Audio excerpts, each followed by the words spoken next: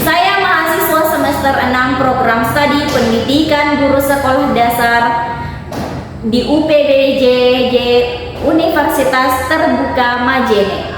Pada video kali ini saya akan melaksanakan praktikum sistem pencernaan pada manusia. Mengapa kita perlu makan dan minum? Lalu mengapa ketika kita terlambat makan atau tidak makan dalam beberapa jam, perut kita akan terasa sakit, badan terasa lemas, dan kepala merasa pusing? Nah, hal itu karena tubuh kita membutuhkan makanan dan minuman sebagai energi. Untuk mengubah makanan menjadi energi, kita harus mencerna makanan dan minuman tersebut melalui sistem pencernaan yang ada di dalam tubuh kita. Lalu, apa itu sistem pencernaan? Nah, sistem pencernaan adalah rangkaian organ dalam tubuh manusia yang bekerja sama untuk mencerna makanan menjadi energi dan zat gizi yang dibutuhkan oleh tubuh kita. Proses pencernaan makanan dimulai dari mulut hingga menjadi feses yang dikeluarkan melalui anus. Organ pencernaan manusia terdiri dari mulut, kerongkongan, hati, lambung, usus halus, usus besar, rektum, dan anus.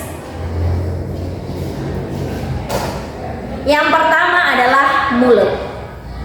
Mulut merupakan tempat pertama kali makanan masuk. Di mulut, makanan dirasakan, dihancurkan oleh gigi, dilunakkan, dan dicerna. Ada dua proses pencernaan yang terjadi oleh mulut. Yang pertama, gigi.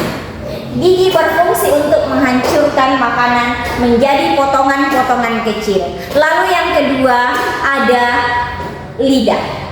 Fungsi lidah adalah untuk mencampur makanan dengan air liur dan merasakan makanan tersebut.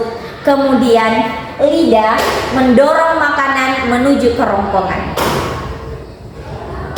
Organ pencernaan yang kedua yaitu kerongkongan. Setelah makanan dicerna di mulut, makanan masuk ke dalam kerongkongan. Kemudian kerongkongan membawa makanan dari mulut ke lambung melalui gerakan otot yang disebut dengan peristaltik. Selanjutnya yaitu lambung. Lambung berfungsi untuk menghancurkan makanan dengan enzim dan asam lambung. Enzim menghancurkan karbohidrat, lemak, dan protein yang terkandung dalam makanan. Sedangkan asam lambung membunuh kuman dan bakteri yang terkandung di dalam makanan. Setelah dihancurkan di lambung, makanan akan berbentuk bubur. Selanjutnya dari lambung, makanan akan masuk ke usus halus.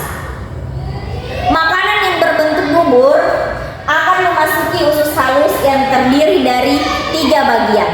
Yang pertama adalah usus 12 jari, jejunum, dan ileum.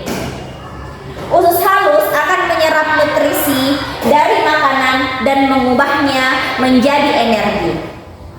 Selanjutnya makanan masuk ke usus besar. Usus besar berfungsi untuk menyerap air dari sisa makanan yang tidak diserap oleh usus halus.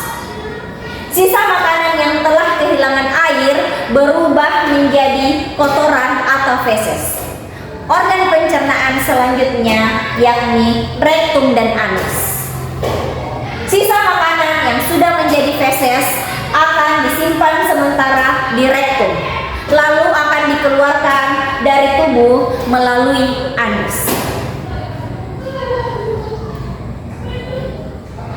Nah, selain organ pencernaan tersebut, ada organ pendukung pencernaan, Yang pertama yaitu hati. Hati menghasilkan empedu yang berfungsi untuk mencerna lemak.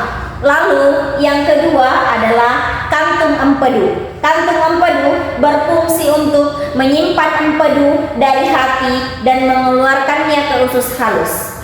Lalu yang ketiga ada pankreas. Pankreas berfungsi untuk menghasilkan enzim untuk membantu pencernaan makanan. Seperti yang saya jelaskan tadi, makanan masuk dan dihancurkan di mulut. Lalu kerongkongan membawa makanan menuju lambung. Dari lambung, makanan dihancurkan menjadi bubur oleh lambung. Lalu dari lambung, bubur makanan diserap oleh usus halus. Selanjutnya, usus halus menyerap usus besar. Selanjutnya, bubur tersebut jika ada sisa-sisa atau air yang tersisa, maka akan diserap oleh usus besar. Usus besar kemudian membentuk feses, lalu masuk ke rektum dan anus. Rektum menyimpan, kemudian anus menyimpan sementara, rektum menyimpan sementara, sedangkan anus mengeluarkan feses dari tubuh. Selanjutnya, cara menjaga kesehatan sistem pencernaan. Yang pertama, langkah pertama yaitu makanlah makanan yang bergizi seimbang. Lalu yang kedua, hindari makanan terlalu berminyak dan pedas. Yang ketiga, mengunyah makanan sebanyak 32 kali dan secara perlahan. Yang keempat, yaitu minum air putih yang cukup dan olahraga yang teratur. Kesimpulannya, sistem pencernaan sangat penting untuk mengolah makanan menjadi energi dan zat gizi bagi tubuh agar kita dapat melakukan aktivitas dan mendukung pertumbuhan tubuh. Dengan mengonsumsi makanan gizi seimbang, maka kita dapat menjaga tubuh tetap sehat dan bertenaga, serta kita dapat menjaga kesehatan organ pencernaan. Demikian video praktikum kali ini. Wassalamualaikum warahmatullahi wabarakatuh.